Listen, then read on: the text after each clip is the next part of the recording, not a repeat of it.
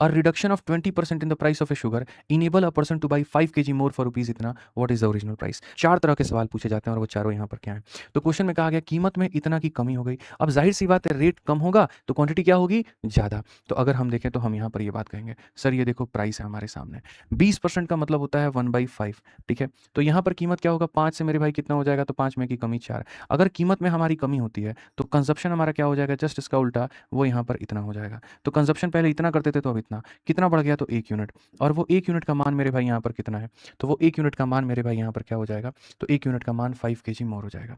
1 unit का मान कितना हो जाएगा, 1 यूनिट का मान 5 केजी मोर हो जाएगा, ठीक है। आपने 1 यूनिट ज़्यादा खरीदा है, 5 किलो ज़्यादा, 1 यूनिट का मान 5 किलो, तो मेरे भाई यहाँ देखना, ये ओरिजिनल की बात कही गई है और ये नया बात कहा गया है, ठीक है। 1 का मान 5 किलो, 4 का मान कितना हो जाएगा, 20 किलो, और 4 का मान 20 किलो, तो 5 का मान कितना हो जाएगा, तो मेरे भाई 25 किलो। तो पहला सवाल नंबर 1, सवाल नंबर 1 कि भैया ओरिजिनल कंजप्शन क्या है, ओरिजिनल कंजप्शन क्या है, तो कितना किलो, तो 20 किलो। ये सवाल नंबर 1 होता है। चीनी की कीमत में 20% की कमी से व्यक्ति 200 रुपए में 5 किग्रा अधिक चीनी खरीद सकता है। प्रति किग्रा मूल कीमत क्या होगी, इसके लगाने के कई सारे तरीके होते हैं, मेंटली कैसे लगाएंगे वो समझिएगा। अगर ये 20% की कमी नहीं होती तो क्या इसे 5 किलो ज्यादा मिल पाता, तो बोलेंगे बिल्कुल नहीं मिल सकता। अगर 20 की कमी नहीं होती तब 20 प्राइस घटा है तभी तो उसको ज्यादा मिला, यानी यही 20% 5 के बराबर है। 20 बराबर 5 ऐसे लिख सकते हैं, चाहे तो ऐसे लिखने की जरूरत है नहीं। 20 बराबर 5 तो 100 बराबर नहीं निकाल सकते आप लोग, ये इससे 5 गुना यानी 25 किलो। ये 25 किलो चीनी अभी खरीद रहा है, पहले कितना खरीदता होगा, तो बोलेंगे 20 किलो खरीदता होगा। कितने रुपए में, 200 रुपए में। 200 से भाग दे दीजिए, इसमें 200 में 10 रुपए किलो, ठीक है, 10 रुपए किलो, ये आंसर होगा। ये मेंटली लगाने वाला क्वेश्चन, मतलब ये सारे क्वेश्चन आप क्या कर सकते हैं मेंटली। अगर बोलता नया कीमत बताइए, तो ये मूल कीमत बोला था इसलिए 20 किलो, अभी का बोलता तो 200 में 25 से भाग देते तो कितना हो जाता हमारे पास,